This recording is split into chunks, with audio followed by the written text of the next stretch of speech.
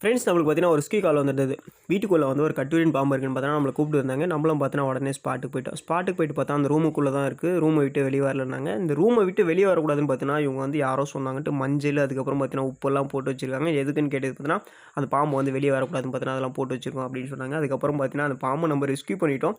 இது என்ன பாம்புன்னு கேட்டிங்கன்னா கட்டுரின் பாம்பா விஷப்பாம்பான்னு கேட்டிங்கன்னா இது கட்டுரின் பாம்பும் கிடையாது, விஷப்பாம்பும் கிடையாது. ஆனால் நிறைய பேர் வந்து இந்த பாம்பை தான் பார்த்தீங்கன்னா கட்டுரின் பாம்பு, கொடிய விஷமுள்ள பாம்புன்னு நினச்சிறாங்க. உடம்பெல்லாம் கோடு கோடாக கட்டுக்கட்டாக இருந்தாலே கட்டுரின் பாம்புன்னு நினச்சிறாங்க.